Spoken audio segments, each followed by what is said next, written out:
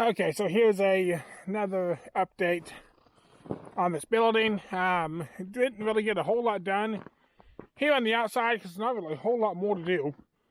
We got the tan finish here up above the door and right up above where the sliding door is going to go, and we got all that finished up before the snow hit. We got, I'm guessing, around 5-6 inches. Not really a whole lot, just enough to really drift up. Had really high winds with it.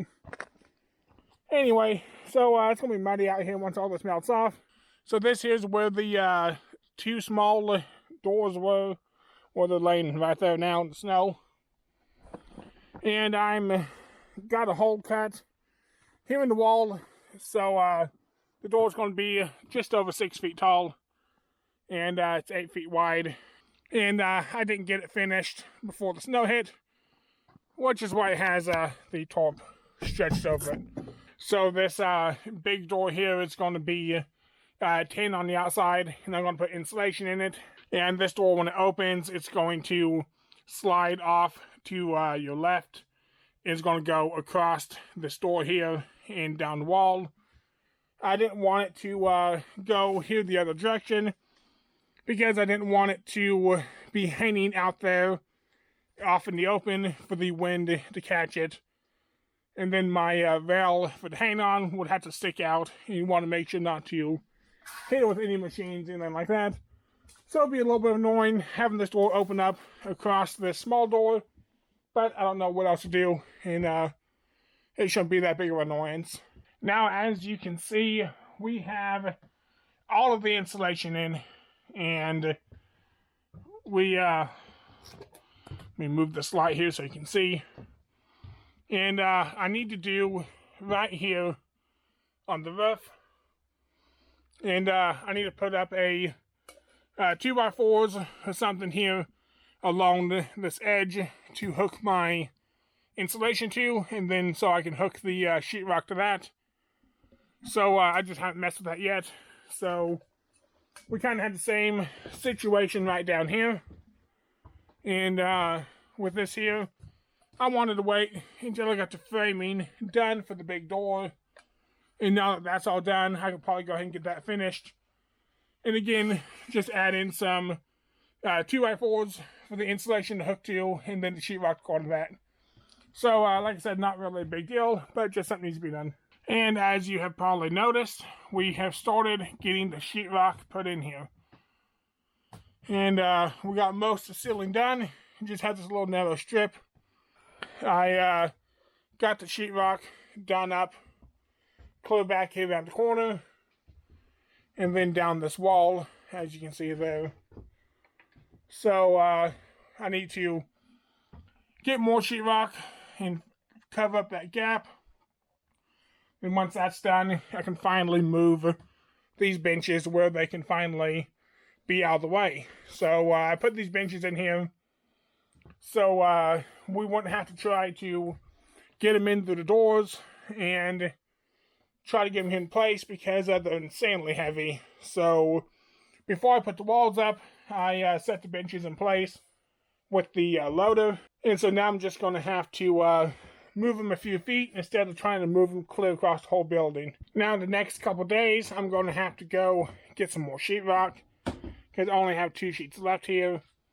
And I can need another 10-12 sheets. I need to add it up and make sure you get the right amount. I already messed up on my insulation, and I somehow counted wrong, and I have 6 bales. I got 4 right here, then another 2 right there, and I have some insulation here under the bench, some scrap pieces, and so I'm betting it's going to take about 1 bale more to finish, and I'm going to have 5 bales left over, so I'm guessing I'm going to have to try to get those returned. I'm hoping that Menards is good at returning stuff, because that's around $100 in insulation. It'll be nice if I could take that back and just exchange it for $100 in sheetrock. Well, this is kind of a shorter video. I just want to give a quick update on what's going on here at the building. And we got the sheetrock started, And all the installation's done, darn near done anyway. And we got a good start on the big door here behind me. So I'm glad to get some of the stuff starting to wind down. And hopefully within the next week or two, I'll be completely done with this building. Because I like to, as I say in every video, want to move on to bigger, better projects. And it's going to be a lot easier to get them done if I have some place to work like, you know, this. So once all the sheetrock is put into place, and as I said, I can get these benches here all put back to where they need to go. And the next big thing is going to be lighting and getting the electricity sorted out in here. So my brother's going to have to come in with that because he's has a lot of experience, or at least a lot more experience than me when it comes to electrical. And we're not going to bother. I've run all the wiring under the sheetrock and then cutting the holes and putting in the outlets and all that stuff. I'm not going to mess with that because we just don't really need it. And we're just going to run the wiring just around the corners of the ceiling. And it'll be perfectly fine. It's not going to be in the way or anything up there. And it should just make things a lot easier. And for lighting, I'm going to buy some LED lights. And they're a real small, like a 1/2 inch by 1/2 inch light. And they're come like 4 to 8 foot long. And I'm going to buy a bunch of those and put them just under the ceiling along the tops of all the walls. And hopefully that's going to give enough light. They're supposedly a really bright light. And they are a white light. So the yellow lights are just fine. That's what I have here above me. One of those fluorescent tube lights. But they are not very good for filming. And they make everything look yellow. And so I want to go with a white light. So hopefully I have a better film quality. And I'm also going to go ahead and paint all the walls and ceiling and everything in here a glossy white. So I'm hoping that's going to help reflect light and also just give better lighting and stuff when it comes to filming.